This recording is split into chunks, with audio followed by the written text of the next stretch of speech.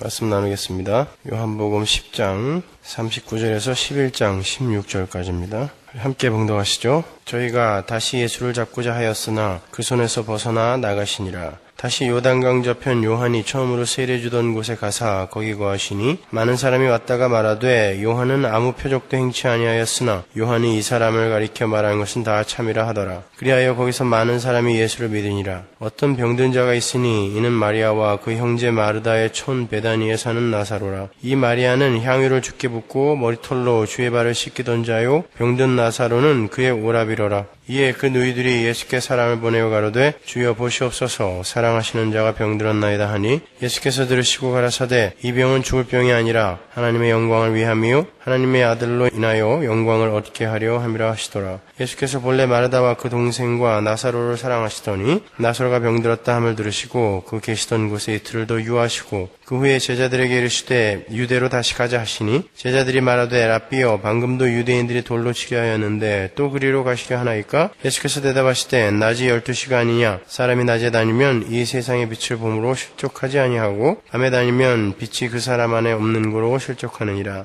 이 말씀을 하신 후에 또 가라사대 우리 친구 나사로가 잠들었도다. 그러나 내가 깨우러 가노라. 제자들이 가로되 주여 잠들었으면 낫겠나이다 하더라. 예수는 그의 죽음을 가리켜 말씀하신 것이나 저희는 잠들어 쉬는 것을 가리켜 말씀하심인 줄 생각하는지라. 이에 예수께서 밝히 이르시되 나사로가 죽었느니라. 내가 거기 있지 아니한 것을 너희를 위하여 기뻐하노니 이는 너희로 믿게 하려 함이라. 그러나 그에게로 가자 하신대 디두모라 하는 도마가 다른 제자들에게도 말하되 우리도 주와 함께 죽으러 가자 하니라. 아멘.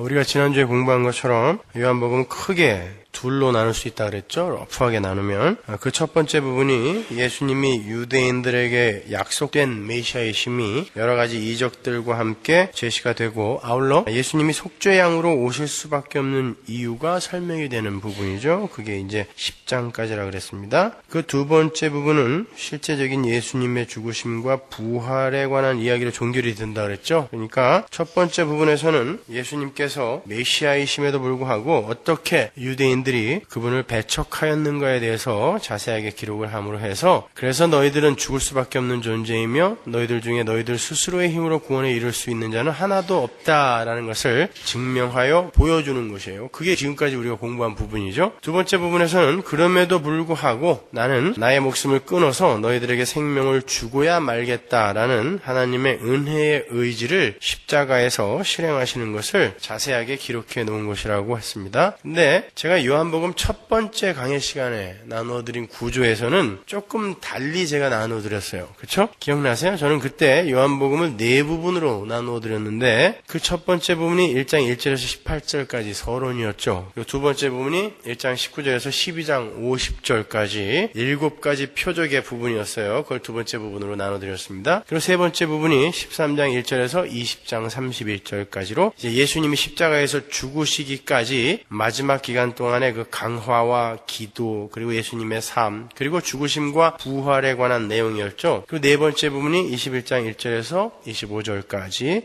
후기라고 제가 이렇게 명명을 했었는데 그 학자들은 두 번째 부분을 표적의 책이라고 이름을 붙이고 또 세 번째 부분을 영광의 책이다라고 부른다 그랬죠. 그러한 구조로 요한복음을 보면 서론, 표적들 또 표적의 실제화인 십자가와 부활 그리고 후기 이렇게 깔끔하게 나누어 볼 수 있거든요. 그럼에도 불구하고 제가 굳이 이 죽은 나사로의 부활 이야기에 와서 이 이야기를 예수 그리스도의 그 영광의 책인 13장에 붙여서 설명을 해드리는 이유는 주님께서 이 죽은 나사로를 살리시는 사건을 통하여 13장부터 전개되는 당신의 죽으심과 부활을 아주 상세하게 예시하고 계시하시기 때문에 그래요. 그리고 이 사건을 계기로 예수님은 십자가에 달리시게 되죠. 이 사건 때문에 죽은 나사로를 살리신 그 사건 때문에 바리새인들이 예수님을 죽이려고 달려듭니다. 여러분도 아시다시피 요한복음에는 총 7개의 표적이 등장해요. 그런 거는 기억하고 계셔야 됩니다. 그 첫 번째 표적이 뭐였어요? 요한복음 2장에 가나의 혼인잔치에서 물로 포도주를 만드시는 사건이었고 두 번째 표적이 왕의 신하 아들을 고쳐주시는 사건이었죠. 그리고 세 번째 표적이 38년 된 병자를 고치는 사건이었고, 네 번째 표적이 오병이어로 5,000명을 모으시는 사건, 그리고 다섯 번째 표적이 무리를 걸으시는 사건이고, 여섯 번째 표적이 소경을 고치시는 사건이에요. 그리고 마지막 일곱 번째 표적이 바로 오늘 본문인 죽은 나사로를 살리시는 사건이에요. 이러한 표적들은요, 모두 예수 그리스도가 누구이시며 그분이 이 땅에서 이루실 이 일이 무엇인가를 가리키는 표지판이라고 그랬죠. 그래서 그것을 세메이온이라고 이렇게 부른다 그랬잖아요. 표지판이에요. 근데 사람들은 그 표적들을 오로지 아래 세상의 그 물질적인 현상으로만 깨닫고, 그 물질적인 현상이 어떠한 영원한 진리를 계시하는지 터득하지 못했어요. 그래서 요한복음의 표적들은 모두 표적, 오해, 강해의 구조로 그렇게 기록이 되어 있다 그랬죠. 이해가 안 가시는 분들은 앞에 부분 강해를 한번 들으세요. 근데 그 일곱 표적의 책이 어떻게 열려요? 표적의 책, 일곱 표적의 책이 어떻게 열려요? 큰 제목을 딱 달아놓고 그 뒤로 일곱 개의 표적이 쭉 달리는 거거든요. 표적이 어떻게 열릴까요? 1장 51절 한번 볼까요? 또 가라사대 진실로 진실로 너에게 이르노니 하늘이 열리고 하나님의 사자들이 인자 위에 오르락 내리락 하는 것을 보리라 하시니라 하고, 그 뒤에 7개의 표적이 쭉 달리는 거예요. 그러니까 이 말씀이 1장 19절에서 12장 50절까지의 그 표적의 책 제목이나 마찬가지인 거예요. 요한복음의 7 표적들은 예수 그리스도에 의해서 인자 위에 하늘이 열리고 하나님의 백성들에게 하늘의 생명력이 부어지게 되는 복음을 설명하는 것들이라는 말이에요. 그런데 그렇게 떡이라든지 포도주라든지 또 무리를 걷는다든지 병을 고친다든지 하는 것처럼 눈에 보이는 이 세상의 것들과 현상들로 예수 그리스도의 은혜의 복음을 설명하는 것은 구약시대에 국한된 거라 그랬죠. 그렇게 이 세상의 것들로 하늘의 풍요와 구원의 사건을 설명하는 것은 구약시대에 국한된 거예요. 성령이 오시고 우리에게 믿음이 생긴 이후에는 굳이 눈에 보이는 것으로 하늘의 풍요를 설명하거나 구원을 설명할 필요가 없어졌다 그랬어요. 왜냐하면 우리에게는 눈에 보이지 않는 것을 볼 수 있는 믿음이라는 새로운 눈이 생겼기 때문에 신약에서는 그러한 세상의 것들로 하늘의 것과 하늘의 풍요와 하나님의 구원을 설명할 필요가 없어졌단 말이에요. 자, 그렇다면 구약적 표적들인 그 요한복음의 그 표적들의 마지막 7번째 표적인 그 나사로의 죽음과 부활은 결국 무엇을 가리킬까요? 잘 생각해 보세요, 여러분. 그 표적으로 요한복음의 표적이 이제 끝나고 7개의 표적이 끝나고 이제 실체가 드러난단 말이에요. 그동안 이 실체를 설명했던 표적이 이제 그 7개로 다 끝나고 이제는 진짜 예수의 십자가가 오는 거란 말이에요. 그러니까 7번째 그 표적은 구약의 종결과 완성의 표적으로 볼 수 있는 것입니다.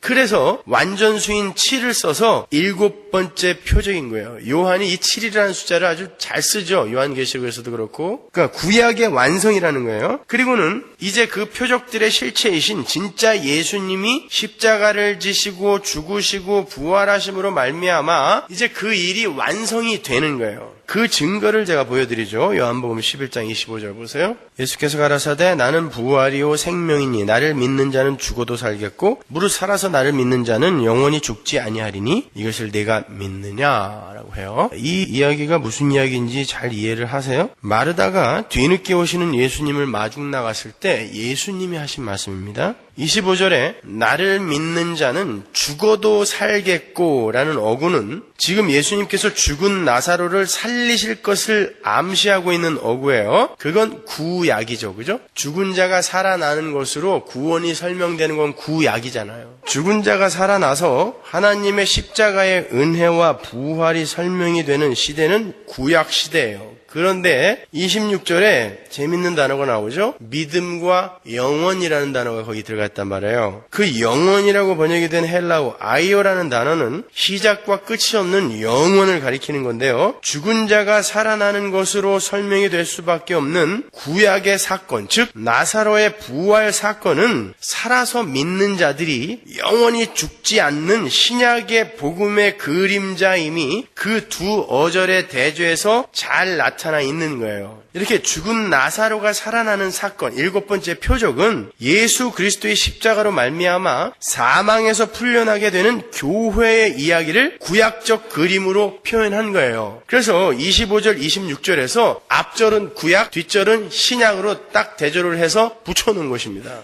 그러니까 나를 믿는 자는 죽어도 살겠다. 구약. 살아서 믿는 자는 영원히 죽지 않는다. 이게 신약이란 말이에요. 그러니까 지금 나사로의 이야기는 바로 예수 그리스도의 십자가로 말미암아 탄생되는 교회의 이야기다라는 것을 그 두 어절에서 보여주는 거란 말입니다. 그래서 나사로의 이야기가 향유를 주께 부어서 주님의 죽음을 예비했던 마리아의 소개로부터 시작이 되는 거예요. 좀 이상하죠, 그죠? 나사로의 이야기가 마리아의 소개에서부터 시작이 된단 말이에요. 이 이야기는 예수님의 죽음에 관한 이야기다라는 것을 이야기하기 위해서 그 예수님의 죽음을 준비하기 위해 예수님에게 기름을 붓고 머리털로 자기에게 가장 영광스러운 거죠. 여자의 머리털은 고린도서에 나오잖아요. 그것으로 예수님의 죽음을 준비한 마리아에 대한 소개부터 시작이 되는 거예요. 이 나사로의 이야기는 바로 예수의 죽음에 관한 이야기다를 설명하는 거죠. 요한복음 11장 2절 보세요. 이 마리아는 향유를 주께 붓고 머리털로 주의 발을 씻기던 자요 병든 나사로는 그의 오라비로라. 우리가 지금 요한복음 10장까지 쭉 공부했는데 거의 한 단어 한 어절 빼놓지 않고 다 공부했어요. 근데 지금까지 공부한 부분 중에 이 마리아에 대한 이야기가 있었나요? 없었잖아요. 근데 여기에 갑자기 왜 마리아가 나와요? 그리고 또 향유를 주께 붓고 머리털로 주의 발을 씻기던 자다라는 이런 설명은 도대체 어디서 나온 거죠? 마리아의 이야기는 바로 이 다음 장인 12장에서 나와요. 근데 요한이 지금 12장의 이야기를 11장에다 소급해서 쓰고 있는 것입니다. 물론 이 요한복음은 나머지 공관복음, 3가지 공관복음이 다 쓰여진 이후에 쓰여진 책이기 때문에 그 공관복음의 내용은 사람들이 다 알 것이다 라는 그런 요한의 판단 하에 이렇게 기록이 된 거일 수도 있어요. 그렇지만 이 이야기는 지금 요한이 12장의 그 이야기를 예수님의 죽음을 준비하는 마리아의 이야기를 소급해서 끌어다 쓸 정도로 예수님의 죽음과 부활에 관한 이야기임을 힌트하고 있는 거예요. 미리. 그러면 이제 본격적으로 죽은 나사로가 살아나는 사건의 그 개괄적인 틀을 한번 파헤쳐 보도록 하겠습니다. 먼저 39절부터 42절까지를 볼게요. 10장 39절. 저희가 다시 예수를 잡고자 하였으나 그 손에서 벗어나 나가시니라. 다시 요단강 저편 요한이 처음으로 세례 주던 곳에 가사 거기 거하시니 많은 사람이 왔다가 말하되 요한은 아무 표적도 행치 아니하였으나 요한이 이 사람을 가리켜 말한 것은 다 참이라 하더라. 그리하여 거기서 많은 사람이 예수를 믿으니라. 보시는 바와 같이 나사로의 사건 바로 앞에 예수님의 거절당하심과 또 요한의 증거와 그리고 많은 이들이 예수를 믿었다라는 사전 설명이 붙어 있죠. 이건 11장에 붙어 있는 거예요. 사실은요. 그리고는 11장으로 가서 나사로의 죽음과 부활이 이어지는 거예요. 어디서 많이 본 듯한 진행이죠. 빛이 오셨는데 그 빛이 자기 백성들에게 거절당해요. 그래서 그 빛을 증거하는 어떤 이가 등장하죠? 요한이 등장해요. 보라, 세상 죄를 지고 가는 하나님의 어린 양이다 라는 그런 요한의 증거가 이어지고 주님을 따르는 제자들이 생겨나죠. 어디예요? 요한복음 1장. 그 요한복음 1장의 내용에 이어지는 표적이 뭐였어요? 가나의 혼인잔치. 사흘째 되던 날이었잖아요. 그 이튿날 사흘째 되던 날 해서 창세기의 7일을 그대로 담고 있는 거라 그랬잖아요. 그러니까 그 정도는 알고 계셔야죠. 그리고 그 사흘째 되던 날에 그 7일째 창세기의 그 안식에 대비되는 표적이 바로 가나의 혼인잔치의 표적이었잖아요. 그렇게 지금 요한복음 1장에는 가나의 혼인잔치로 7일째 되던 날에 일어나는 표적으로 맞춰진단 말이에요. 역시 나사로의 사건도 7번째 표적이죠. 근데 7번째 표적 앞에 요한복음 1장의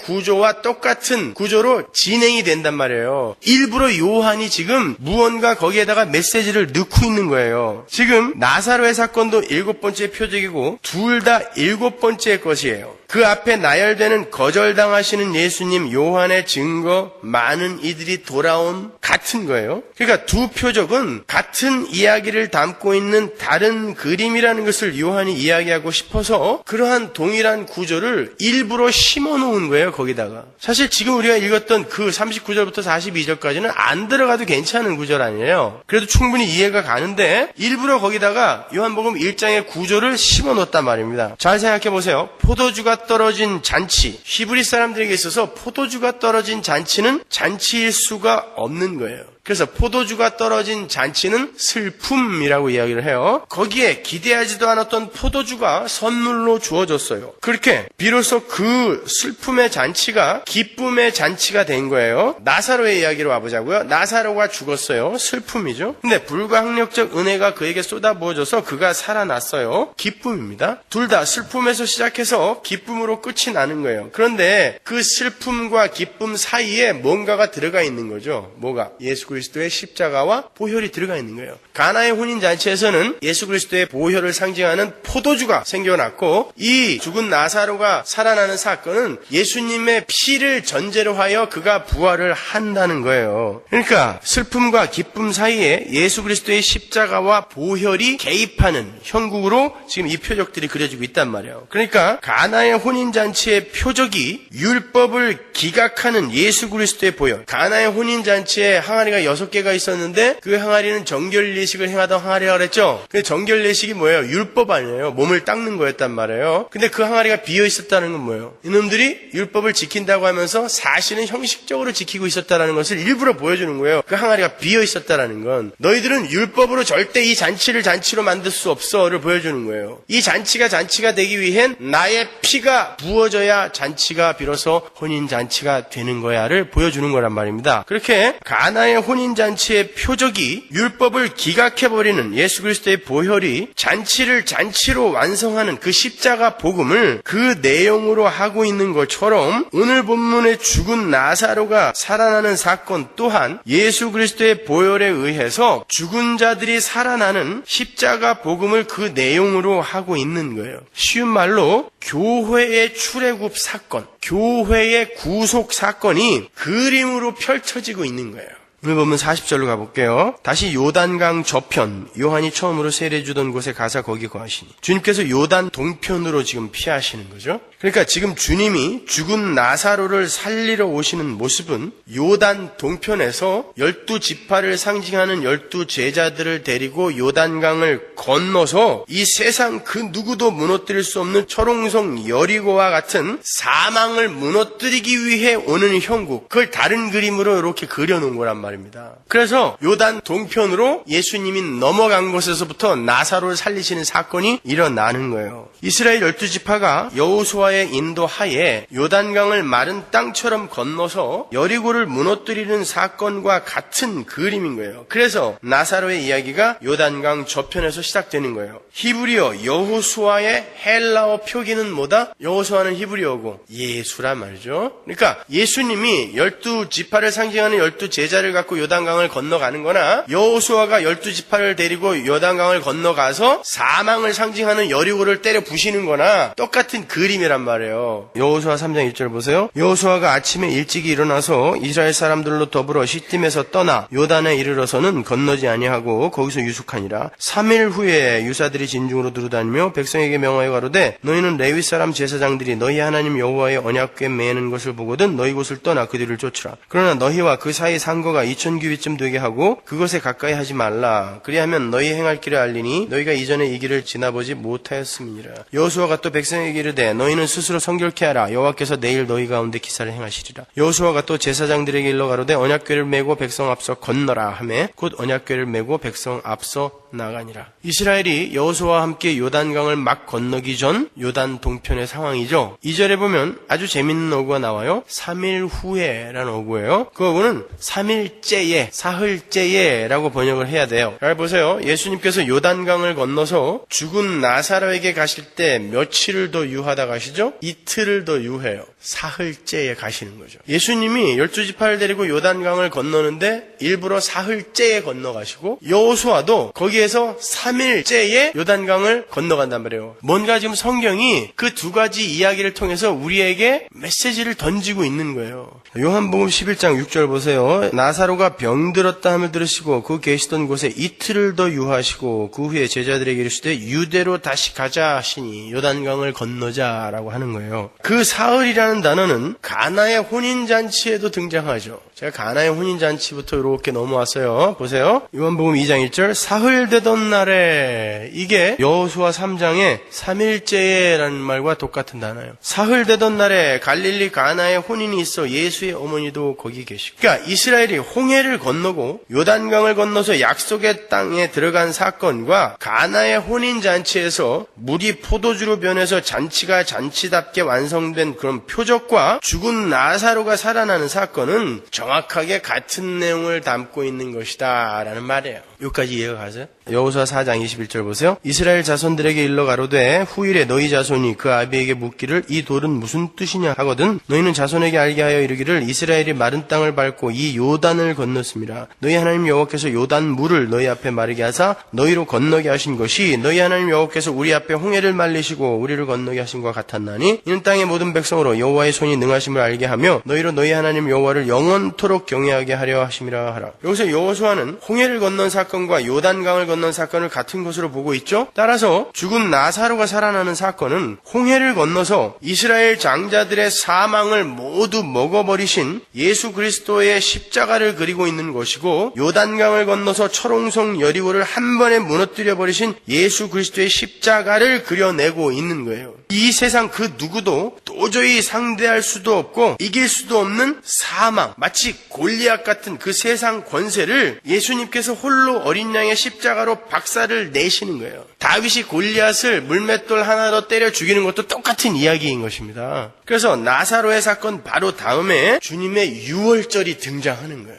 요한복음 11장 53절 보세요. 이날부터는 저희가 예수를 죽이려고 모의하니라. 그러므로 예수께서 다시 유대인 가운데 드러나게 다니지 아니하시고 여기를 떠나 빈들 가까운 곳인 에브라임이라 하는 동네에 가서 제자들과 함께 거기 유하시니라. 유대인의 유월절이 가까움에 많은 사람이 자기를 성결케 하기 위하여 유월절 전에 시골에서 예루살렘으로 올라갔더니 나사로가 살아난 기적의 현장에 있던 자들이 그 기적을 보고 주님을 믿은 게 아니라 주님을 죽이려고 했어요. 그러니까 기적이 믿음을 가져올 수 있다는 말은 어불성설인 거예요. 죽은 자가 살아났는데 그 기적이 자기에게 유익이 되지 않자 그 기적을 일으킨 자를 죽인다니까요. 기적이 절대 사람을 못 바꿉니다, 여러분. 그리고 바로 유월절이 등장하는 거예요. 그러니까 죽음에 붙들려 있던 나사로가 그 죽음에서 풀려 새로운 피조물이 되는 일에는 주님의 유월절, 즉 어린 양의 십자가가 필연적으로 전제되어야 함이 드러나는 거예요. 그래서 나사로의 사건 바로 뒤에 주님의 유월절이 붙어 있는 거예요. 유월절이 뭔지는 아시죠? 유월절은 무죄한 어린 양의 피에 의해 죽어야 할 장자들이 거저 살아나는 거예요. 그러니까 우리 교회의 구원이 바로 그러하다라는 거예요. 그래서 여호수아와 함께 요단을 건너서 가나안에 들어간 이스라엘이 처음 지킨 게 뭐예요? 여호수아와 함께 이스라엘이 요단을 건너서 가나안에 들어가자마자 처음 지킨 게 유월절, 할례 받고 유월절 지키잖아요. 똑같은 거예요. 예수님이 요단을 건너 나사로를 살려내고 유월절을 지킨 거나 여호수아가 12지파를 데리고 요단을 건너 가나안에 들어가서 유월절을 지킨 거나 같은 그림이란 말이에요. 여호수아 5장 10절 보세요. 이스라엘 자손들이 길갈에 진쳤고 그달 14일 저녁에는 여리고 평지에서 유월절을 지켰고, 그쵸? 사망에 사로잡혀서 결국 죽을 수밖에 없는 이들이 하나님의 은혜로 살아나서 약속의 땅인 하나님 나라로 입성하게 되는 것은 무죄한 어린 양의 희생에 의해 주어지는 선물이라는 것을 가르치기 위해서 요단을 건넌 이스라엘에게 유월절을 지키게 하신 거예요. 바로 그 유월절의 원형인 예수님의 유월절이 모형으로 그려진 것이 이제 실제 유월절이 오는데, 그 유월절이 모형으로 그려진 것이 바로 죽은 나사로가 살아나는 사건이란 말이에요.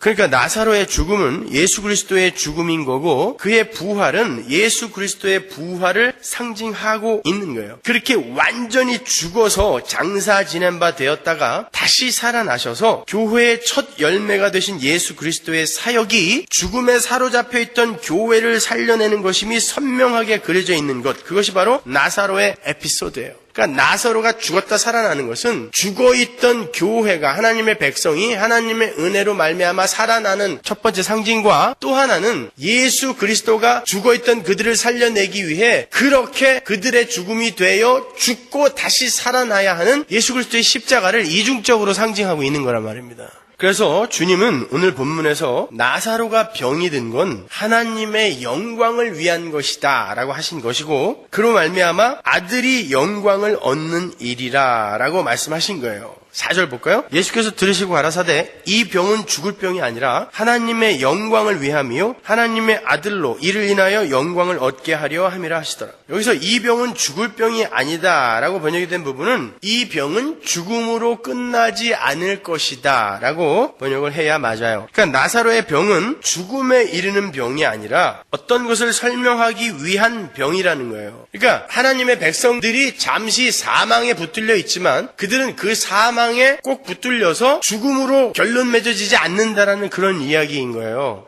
그래서 죽음으로 끝이 나는 병이 아니다라고 이야기한 거고, 그뿐만 아니라 그 병으로 말미암은 나사로의 죽음도 무언가를 설명하기 위해 등장하는 거란 말입니다. 뭘 설명하기 위함이라 그래요? 하나님의 영광을 설명하기 위해 나사로가 병이 들었대요. 나사로가 병이 들어 죽은 것이 하나님의 영광을 위함이라는 것은 예수께서 나사로가 죽었다가 살아나는, 죽은 나사로를 살려내는 깜짝 쇼를 보여주심으로 해서 하나님의 능력은 이 정도야 라고 하나님의 영광을 보여주겠다라는 그런 말이 아니에요. 하나님의 영광은 그런 게 아니라 그랬죠. 하나님의 영광이 뭐예요? 하나님의 것, 하나님의 성품, 하나님의 됨됨이, 하나님의 능력, 하늘의 것, 이런 것들이 시간과 역사 속에, 이 공간 속에 가시적으로 나타나는 상태를 독사, 영광이라고 한다 그랬잖아요. 하나님의 성품이 계시되는 상태, 하나님의 능력이 계시되는 상태가 바로 하나님의 영광인데, 하나님의 그 하나님 되심, 즉 하나님의 사랑과 용서와 인내와 오래 참과 섬김, 이런 것들이 가장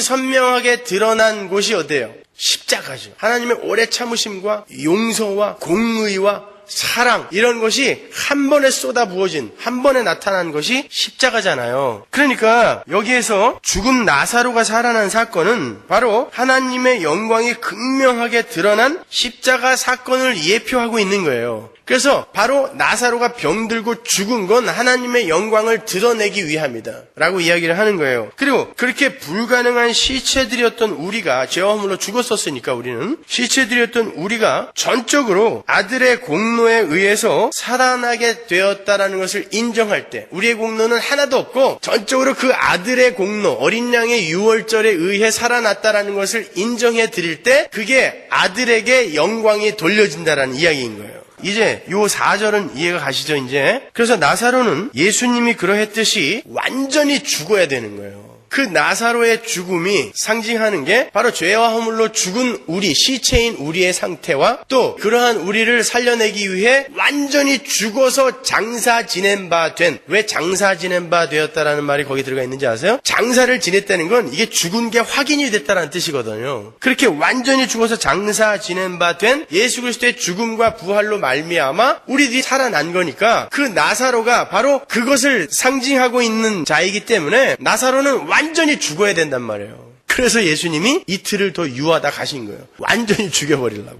우리 교회에게 무언가를 설명하기 위해서요. 5절과 6절을 보시면 우리말 개혁성경에 나타나지 않은 말이 있는데요. 5절 볼까요? 예수께서 본래 마르다와 그 동생과 나사로를 사랑하시더니 나사로가 병들었다 함을 들으시고 그 계시던 곳에 이틀을 더 유하시고. 6절 앞에 헬라어 우운이 빠져있어요. 우운이라는 말은 그러므로 라는 뜻이거든요. 그러니까 주님은 마르다와 그 동생과 나사로를 사랑하셨다. 그러므로 나사로가 병들었다 함을 들으시고 그 계시던 곳에 이틀을 더 유하셨다. 이게 말이 돼요? 너무너무 사랑했으면 바로 달려갔어야죠. 근데 주님은 그들을 너무너무 사랑하셨다. 그러므로 나사로가 병들렸다는 소리를 듣고 금방 안 가셨다. 이렇게 말씀하시는 거예요. 이게 무슨 말이에요? 주님은 단순히 병이나 고쳐주러 오신 분이 아니라는 거예요. 주님은 당신의 백성들을 죽음에서 건져주시기 위해 오셨다라는 것을 여기에서 또 한번 보여주시는 것입니다. 여러분, 그게 진짜 사랑이에요. 여러분의 문제나 해결해주고 여러분의 병이나 고쳐주고 그렇게 그냥저냥 이 세상을 살게 만드는, 그렇게 우리의 소원이나 들어주는 그런 해결사로서의 하나님, 그런 하나님이 우리에게 사랑이 아니라 죄와 허물로 죽었던 자를 살려내시는 거예요. 그를 살려내기 위해 그를 완전한 죽음에 몰아넣을 수도 있는 게 바로 하나님의 사랑입니다. 그래서 가끔 여러분이 그렇게 초죽음이 된 것처럼 예수를 믿었음에도 불구하고 초죽음이 된 것 같은 상황을 겪으시는 거예요. 예수 믿었는데 하나님 왜 이런 것도 안 막아줘? 철저하게 죽이시는 것입니다. 여러분을 그 죽음에서 살려내시기 위해서. 주님은 나사로가 죽은 지 나흘이 되었을 때 비로소 나사로에게 가셨다 그래요. 히브리 사람들은 사람이 죽으면 그 영혼이 사흘 동안은 그 시체 주변에서 이렇게 돌아다닌다라고 생각했어요. 실제 그런 건 아니고요. 나흘째 되면 그 영혼마저 완전히 육체와 결별을 한다라고 그렇게 믿고 있었어요. 랍비들도 그랬고 히브리 사람들도 그랬고. 그러니까 주님은 그런 여지까지 안 주는 거예요. 그래서 나흘째 가는 거예요. 사흘째 가서 살려냈으면 야 영혼이 떠돌아다니다가 거기다 다시 들어갔을 수도 있었을 거야 라고 히브리 사람들이 우길까봐 나흘째 되는 날 가시는 거예요. 완전히 죽었다. 영혼도 떠났다. 라는 것을 그들에게 조지시키기 위해서요. 여러분 에스겔서 37장에 그 마른 뼈가 살아나는 사건 아시죠? 그 사건이 이 나사로의 사건하고 똑같은 이야기예요. 예수님이 바로 그렇게 나사로처럼 완전히 죽으셔야 돼요. 사망에 먹혀서 철저하게 죽은 나사로의 인생이 되셔서 완전히 죽으심으로 말미암아 살짝 죽으면 안 돼요. 우리의 죽음이 그럼 안 죽는단 말이에요. 예수님은 우리의 죽음을 먹고 품에 안고 완전히 죽어버려야 돼요. 그래서 나사로가 완전히 죽은 나흘째 되는 썩은 내가 풀풀 나는 시체로 여기서 등장을 하는 거예요. 예수님은 완전히 죽으셔야 돼요. 내가 그렇게 죽을 거라는 거예요. 그렇게 예수님이 우리의 사망을 품에 안고 완전히 죽어서 그 사망을 폐기처분시켜버리고 다시 부활을 하심으로 우리로 사망과 완전히 결별하게 만드신 그 예수 그리스도의 그 완전한 은혜의 십자가가 지금 나사로의 에피소드에 오롯이 드러나 있는 거예요. 그래서 나사로가 죽게 놔두신 것입니다. 여러분, 예수님이 왕의 신하의 아들을 고치셨을 때나 아니면 중풍 걸린 백부장의 하인을 고치셨을 때 어떻게 고치셨죠? 그냥 말로 고치셨어요. 내가 갈게 그랬더니 백부장이 뭐라 그래요? 아유, 주님이 어떻게 초라한 우리 집에 들어오십니까? 그냥 말로 해주세요. 그러면 걔가 거기서 날 거예요. 그랬잖아요. 주님은 그렇게도 고칠 수 있는 분입니다. 그러면 주님이 요단 동편에서 나사로의 와병 소식을 들었을 때 그 나사로를 고치실 마음이 있었으면 나사로야 나라 그랬으면 낫단 말이에요. 근데 안 고치셨어요. 그리고 일부러 미적미적 이틀을 뭐 하셨는지 몰라 하여튼 거기서 이틀을 미적미적 그렇게 있다가 가신 거예요. 그거는 고치실 마음이 없었다는 거죠. 나사로가 죽을 때까지 기다리셨다가 그가 완전히 죽은 다음에 그에게 가신 것은 우리 교회에게 뭔가 이야기할 메시지가 있으셨기 때문에 그래요. 본문 14절을 보시면 예수님께서 나사로가 병들었을 때 그곳에 계시지 않은 것을 기뻐하셨다 그래요. 14절 볼까요? 예수께서 밝히 이르시되 나사로가 죽었느니라. 내가 거기 있지 않은 것을 너희를 위하여 기뻐하노니 이는 너희로 믿게 하려 함이라. 참 이런 말이 있어요. 나사로가 죽었다 그래놓고 내가 참 기쁘다. 예수님이 하신 말씀이란 말이에요. 나사로가 죽었다. 내가 거기 있지 않은 것을 참 기뻐한다. 그런데 그건 너희를 위함이었다 그래요. 왜? 너희를 믿게 하려고. 믿게 하려고. 그러니까 나사로가 죽어야 그의 죽음과 부활로 교회에게 구원이란 무엇인가를 설명할 수 있기 때문에 주님은 나사로의 죽음의 현장에 당신이 계시지 않았던 것을 기뻐하셨던 거예요. 주님께서 기뻐하신 이유를 너희로 믿게 하려 합니다. 그래요. 그러니까 당신의 백성들의 믿음을 위해서는 나사로를 죽이시는 것도 불사하셨다라는 뜻이에요. 마찬가지로 우리의 믿음을 위해 우리를 죽도록 패시는 것이 바로 하나님의 기쁨이요 하나님의 사랑인 것입니다. 이건 하나님이 지금 세디스트라고 이야기하는 게 아니에요. 여러분, 아비가 자식이 어둠 속으로 달려가는 것을 보고도 가만히 있다면 그게 사랑입니까? 그건 사랑 아니에요. 정말 자식을 사랑하는 아비라면 자식의 다리 뭉댕이를 부러뜨려야 돼요. 글로 가면 죽으니까. 그걸 사랑이라고 하는 거예요. 그래서 때때로 하나님께서 우리를 그렇게 죽음과 방불한 상황에 던져 넣으시는 거예요. 왜? 우리의 믿음을 온전케 하기 위해서.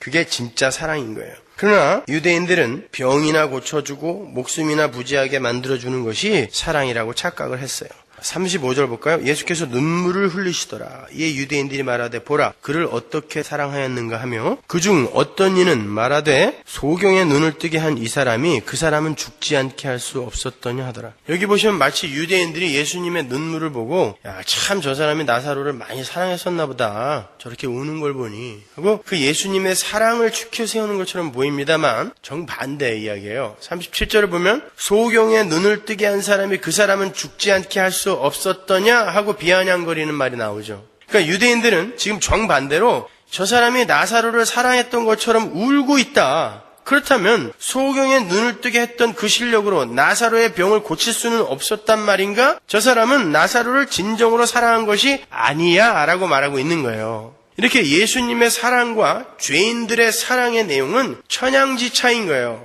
유대인들은 나사로의 병 안 고쳐줬다고 예수님이 저를 사랑했다라는 것은 언어도단이야 라고 이야기하고 있는 거고, 예수님은 나사로를 진짜 사랑했고 또 나사로뿐만이 아니라 당신의 백성들을 너무너무나 사랑했기 때문에 나사로를 죽게 놔둔 거예요. 진짜 소중한 건 영원한 생명, 믿음, 구원이기 때문에. 이제 나사로를 종으로 붙들고 있었던 사망이 어떻게 격파가 되는지 보세요. 33절. 예수께서 그의 우는 것과 또 함께 온 유대인들의 우는 것을 보시고 심령에 통분히 여기시고 민망히 여기사. 예수님께서 마리아와 문상 온 유대인들이 우는 것을 보시고 통분히 여기시고 민망히 여기셨다 그래요. 여기서 통분히 여기다, 엠브리마우마이라는 이 단어는 강한 분노와 불쾌감으로 무언가를 호되게 꾸짖는 것을 이야기하는 거예요. 민망히 여기다, 타라소도 역시 분을 못 이겨서 크게 치를 떠는 것을 이야기하는 거예요. 왜 이렇게 화가 나셨을까요? 내가 이제 곧 살려낼 건데 이것들이 나를 못 믿고 울어? 그래서 이렇게 치를 떠셨을까요? 그 이야기가 아닌 거예요.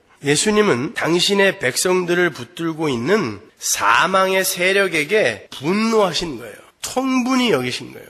그 분노하심이 사망에게 돌격하여 그 사망을 박살을 내버리는 것입니다. 그게 바로 십자가인 거예요. 예수님은 눈물을 흘리시죠. 그 예수님의 눈물은 화가 나서 흘리는 눈물도 아니고 어차피 살려내실 나사로가 불쌍해서 우시는 것도 아니에요. 그 눈물은 마리아와 마르다 그리고 그 유대인들의 눈물에, 그들이 울었다고 그러잖아요. 그들의 눈물에 예수님이 동참하시는 거예요. 사망에 사로잡혀서 사망의 증상들을 겪어내며 눈물을 흘리고 있는 당신의 백성들의 눈물에 예수님이 동참하시는 거예요. 그래서 우신 거예요. 나사로 이제 곧 살려낼 건데 아이고 어쩌다 죽었니? 그거 불쌍해서 우는 거 아니라니까요. 시편 56편 8절 보세요. 나의 유리함을 주께서 계수하셨으니 나의 눈물을 주의 병에 담으소서. 이것이 주의 책에 기록되지 아니하였나이까. 이 시편은 다윗이 블레셋으로 도망가고 미친 척하고 그렇게 거기서 어려움을 당할 때 쓴 시거든요. 거기서 너무 많이 힘들어갖고 다윗이 많이 울었다 그래요. 침을 질질 흘리면서 미친 척을 해야 했을 정도로 힘이 들었으니까요. 그도 그럴 것이 블레셋이 어떤 나라예요? 다윗이 때려 죽인 골리앗의 나라 아니에요. 근데 쫓기다가 거기까지 쫓겨간 거예요. 오죽 갈 데가 없었으면. 여러분, 그게 성도의 삶인 것입니다. 하나님이 왜 그렇게 몰고 가실까요? 이 세상에 치를 떨게 만드시는 거예요. 하나님의 은혜를 떠난 이 세상이 얼마나 하나님의 백성들을 미워하며 그들을 싫어하고 그들을 공격을 하고 있는지를 여러분은 이 세상에서 경험하고 가셔야 돼요. 그래서 때때로 우리의 삶이 그렇게 힘든 거예요.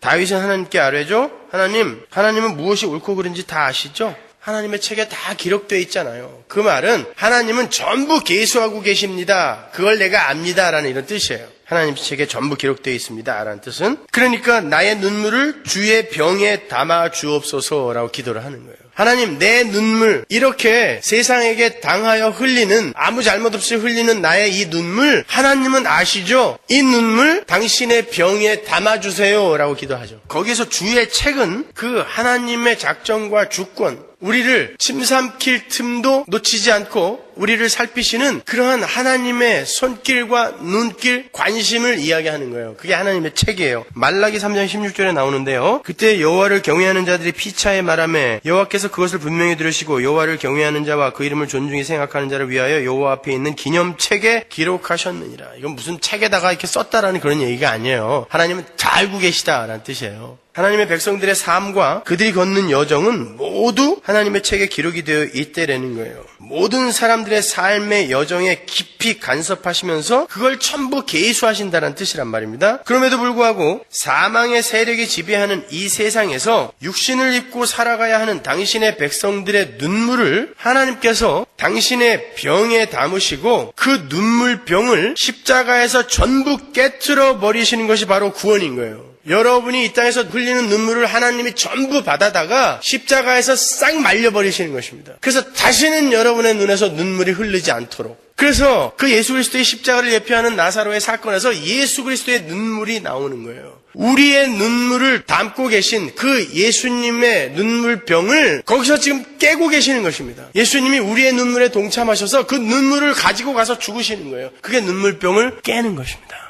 따라서 예수님께서 나사로의 무덤 앞에서 사망에 압도되어 눈물을 흘리고 있는 마리아와 마르다 그리고 다른 유대인들의 눈물에 동참하신 것은 당신의 백성들의 눈물의 병을 깨트리시는 십자가를 미리 힌트하시는 거예요. 주님은 나사로의 무덤 돌문을 치우라 그랬어요. 예수님을 믿는다고 하는 마르다와 마리아의 불신이 또 한 번 폭로가 되죠. 주님이 다시 살리실 것을 믿습니다 그랬어요, 분명히. 그래놓고 그럼 무덤 문을 열어라 그랬더니 주님 벌써 죽은 지 나흘이 됐는데 벌써 썩은 냄새가 납니다. 근데 그 문을 굳이 왜 엽니까? 마리아 마르다가 믿었다는 거예요, 안 믿었다는 거예요? 안 믿었다는 거예요. 우리의 믿음이 그 정도라는 거죠. 사망에 사로잡힌 자들의 불신의 모습이에요. 주님은 나사로의 무덤으로 가세요. 왜 굳이 무덤을 여시고 그 무덤 속에서 썩어가는 시체를 폭로할까요? 그냥 닫아놓고 얘야 나와라. 막혀있으면 네가 굴리고 나와. 이래도 되잖아요. 그걸 굴리고 썩어있는 시체에서 냄새까지 맡은 후에 나사로야 나와라 라고 하신단 말입니다. 우리를 폭로시키시는 거예요. 우리가 어떤 존재였는지를 폭로시키는 것입니다. 여러분, 우리는 죄와 허물로 죽어서 세상 권세 잡은 자가 지배하는 이 무덤 속에서 살고 있던 자들이에요. 무덤 속에서는 아무리 열심히 번드르르하게 살아봐야 시체의 삶이에요. 하나님을 알지 못하는 사람들은 전부 그 무덤 속에서 시체의 삶을 살고 있는 거예요. 냄새 풀풀 풍기면서. 근데도 자기들이 꽤 잘난 존재인 줄 착각하고 사는 거. 그게 나사로의 무덤이에요. 이 세상이 나사로의 무덤이에요. 때때로 주님은 우리의 삶 속에서도 그렇게 우리가 이 무덤 속에서 그런 시체의 삶을 살고 있었다라는 것을 문득문득 폭로시키세요. 그래서 오라 나는 공고한 몸이로다. 이 사망의 몸에서 누가 나 좀 건져내줘 라는 고백을 받아내세요. 왜? 너희가 어디에서 구원받았는지 잊지 말아라 라고. 그래서 홍해를 건넌 이스라엘을 굳이 또 요단강을 또 건너게 하시는 거예요. 너희들 지금 애굽에서 홍해를 건너서 나왔어. 근데 가나안에 들어갈 때쯤 되니까 그들이 잊어버렸단 말이에요. 너희들이 어디에서 나와서 어떻게 이 가나안으로 들어오게 됐는지를 꼭 기억해 라고 하시면서 그 홍해와 방불한 요단강 사건을 또 허락하시는 거예요. 또 쪼개고 건너게 하시는 거예요. 우리가 어디에서 나왔는지 잊으면 안 돼요. 그러면 늘 우리는 교만에 빠지게 돼요. 나는 뭔가 꽤 괜찮은 사람이었기 때문에 예수를 믿었다고 착각한다니까요. 아닙니다. 우리는 시체였어요. 냄새가 풀풀 나는 더러운 시체였던 거예요. 바로 그게 우리의 모습이었다는 것을 생생하게 보여주고 싶으셔서 주님은 무덤을 열어라 라고 말씀하신 거예요. 주님은 그렇게 썩어가는 시체로서의 나사로의 상태가 폭로되자 주님은 나사로의 죽음을 빨아들여서 그 사망을 품에 안고 십자가에 죽어버리심으로 당신의 백성들을 그 사망에서 풀어놓으시는 거예요. 그건 제가 억지로 추론해낸 게 아닙니다, 여러분. 요한복음 11장 44절 보세요. 죽은 자가 수족을 배로 동인 채로 나오는데 죽은 자가 나와요. 그 얼굴은 수건에 쌓였더라. 예수께서 가라사대 풀어 놓아 다니게 하라 하시니라. 여기서 수건이란 단어와 풀어 놓아 다니게 하라라는 단어가 아주 중요한 단어예요. 그래서 수건이라고 번역이 된 수다리온이라는 단어는요, 예수님의 얼굴을 덮었던 그 수건과 동일한 단어예요. 딱 두 번 쓰였어요. 요한복음 20장 7절 보세요. 또 머리를 쌌던 수건은 이게 수다리온이거든요. 세마포와 함께 놓이지 않고 딴 곳에 개켜 있더라. 요한이 수다리온이라는 단어를 통해서 예수님의 부활과 나사로의 부활을 하나로 그리고 있는 거예요. 예수님의 죽음과 나사로의 죽음을 하나로 그리고 있는 거예요. 그래서 그들이 똑같은 수건을 얼굴에 두르고 있는 것입니다. 그들의 죽음과 부활은 같은 것이었다라는 것을 이야기하는 거예요. 나사로가 예수의 죽음과 부활에 참여하고 있음을 보여주는 거예요. 그리고 수위로 결박이 되어 있던 그 나사로를 풀어 놓아다니게 하라 그러죠. 수위는 사망을 상징하는 거예요. 사망을 풀어서 놓아다니게 하라 그러죠. 그 단어가 아피헤미 휘파고거든요. 어떻게 나사로가 죽음을 상징하는 그 수위의 결박에서 풀려나게 되는지 요한복음 18장으로 가면 요한이 거기에서 또 아주 친절하게 설명을 해줘요. 18장 8절 보세요. 예수께서 대답하시되 너희에게 내로라 하였으니 나를 찾거든 이 사람들의 가는 것을 용납하라 하시니 12절 이에 군대와 천부장과 유대인들의 하숙들이 예수를 잡아 결박하여 예수님께서 자기를 결박하러 온 군대에게 이 사람들의 가는 것을 용납하라 그러죠. 제자들은 풀어줘라 풀어서 놓아 가게 하라 라고 말씀하신단 말이에요. 이게 아피엠이 휘파하고 똑같은 단어예요. 근데 그들을 풀어 놓아주는 대신 어떻게 해야 돼요? 예수님을 결박하라 그러잖아요. 그러니까 이 단어를 요한이 나사로의 그 사건과 예수님이 결박당하는 사건에 똑같이 등장을 시켜서 뭔가를 지금 연결시켜 설명을 하고 있는 거예요. 그 나사로가 사망에 묶여있던 수위에 묶여있던 나사로가 풀어서 자유롭게 새로운 피조물로 탄생하게 되는 이야기는 예수님이 사망에 결박당함으로 말미암아 그가 풀려난 것이다라는 것을 이 단어를 사용해서 우리에게 설명해 주는 거죠. 그러니까 한글 개역 성경만 가지고는 우리가 성경의 깊이를 다 이해할 수가 없어요.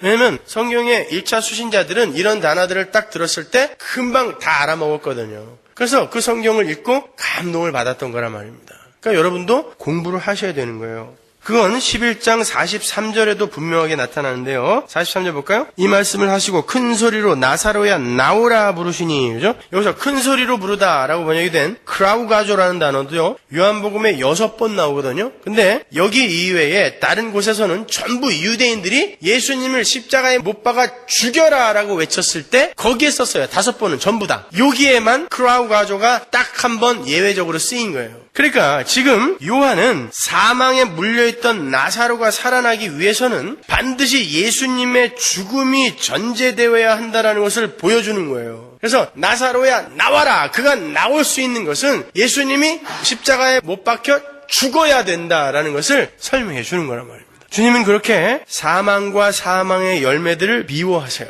엠브리마오마이 타라소, 통분히 여기시고 민망히 여기세요. 그 예수 그리스도의 분노와 불쾌감, 그걸 보고도 계속해서 사망의 열매들을 탐닉하시겠습니까? 그 더러운 무덤 속에서의 삶을 계속해서 지속하시겠어요? 우리의 사망이 되셔서 죽으시고 부활하신 그분이 우리 안에서 불꽃 같은 눈으로 우리를 지켜보고 계신데 여전히 사망의 종처럼 살아서 되겠습니까? 그래봐야 우리만 손해예요. 우리는 그 사망의 열매들을 탐닉하면서 그것들이 주는 쾌락이 영원할 것 같이 생각하지만 곧 고통과 눈물로 우리를 공격한다는 것을 경험을 통해서 알죠. 여러분, 죄는 굉장히 달콤해요. 그리고 어떨 때는 사이다가 튀는 것처럼 산뜻하기도 하고 재미있기도 해요. 그런데 그것이 우리가 성도가 맞다면 성도에게 반드시 고통으로 돌아옵니다. 부메랑처럼. 그럼 우리가 경험해봐서 알잖아요. 따라서 우리는 죄를 그냥 웃어넘겨서는 안 돼요. 오늘날에는 자기의 죄가 폭로되면 그냥 그것을 웃어버리는, 웃음으로 얼버무리는 아주 파렴치한 세대가 되어버렸어요. 여러분, 요즘 개그 프로 같은 거 좀 보세요. 요즘 개그에 나오는 웃음 코드가 뭐예요? 우리가 비밀스럽게 감추어두고 또 이건 나만 갖고 있는 걸 거야 라고 생각했던 게 공개석상에서 무대에서 폭로될 때 사람들이 웃습니다.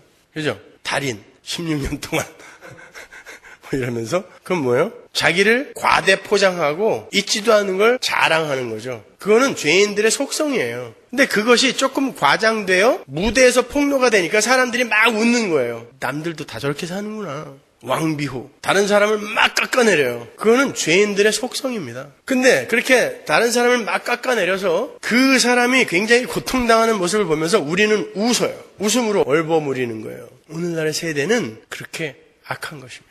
그게 반복되다 보면 다른 사람들도 전부 저렇게 사는 거구나 라고 그게 일반화되어 버려요. 그래서 민원연에서 개그 콘서트를 청소년에게 아주 해로운 프로라고 그렇게 지목을 한 거죠. 그런 거예요. 오늘날의 웃음 코드는 우리의 죄가 폭로되는 것을 즐기는 거예요. 무서운 겁니다, 여러분. 마귀가 어떻게 이 세상을 끌고 가는지 무시무시하지 않으세요? 우리는 그 죄를 두려워해야 돼요. 그리고 그 지저분한 죄에서 벗어나려고 애쓰셔야 돼요. 예수님의 눈물을 기억해야죠. 예수님의 통분함, 민망함을 기억해야죠. 그것 때문에 내가 죽어야 된다라고 그 사망에게 화를 내셨던 그 예수의 모습을 기억해야죠. 거기서 벗어나야 되는 거예요. 그리고 아울러 주님은 그 사망에게 매어 종노릇하던 자들의 눈물을 모두 당신의 병에 담으셨어요. 그리고 십자가에서 그 눈물을 깨트려 버리셨어요. 그래서 이제 우리는 눈물도 없고 슬픔도 없고 다툼도 없는 하나님 나라를 이 세상에서 문득문득, 자주는 아니지만 맛보면서 살 수 있는 자들이 된 거예요. 많이 힘드시죠? 눈물이 나십니까? 하나님이 허락하시는 거예요. 왜? 지금 네가 겪고 있는 그 눈물을 내가 가져다가 다 깨버렸어. 그러니까 너 거기에 휘둘리지 마라. 울지 마. 힘들어하지 마. 내가 다 울었어. 내가 네 눈물 다 갖다가 다 말려버렸어. 울지 마. 그거 네 거 아니야. 말씀하시는 거예요. 그래서 우리는 울면서도 기뻐하는 거예요. 그러면 뭐 어디서 뭐 난다 그랬는데? 하여튼 울면서도 기쁠 수 있는 게 성도인 거예요. 그래서 우리에게 눈물이 허락되는 것입니다. 이제 너희에게는 눈물이 없어졌다는 것을 더 뼛속 깊이 깨닫게 해주기 위해서. 그러니까 거기에 휘둘리시면 안 돼요. 그러한 눈물과 그러한 고통에 여러분을 내주시면 안 되는 거예요. 우리는 믿음으로 이미 완성된 하나님 나라를 보고 있고 소망하고 있는 사람들이므로 그런 것들에 일희일비해서는 안 돼요. 그러니까 힘내시고 주님이 이기셨어요. 주님이 여러분의 눈물을 병에 모두 담아다가 전부 말려버리셨어요. 여러분이 흘리는 그 눈물은 여러분의 눈물이 말라버렸다는 것을 가르치기 위한 가짜 눈물이에요. 너무 슬퍼하지 마시고 자폭하지 마시기 바랍니다. 우리는 절대 실패할 수 없어요. 우리의 삶이 예수의 삶이고 예수의 삶이 우리의 삶이에요. 기도하겠습니다. 기도하겠습니다. 기도하겠습니다. 기도하겠습니다. 기도하겠습니다.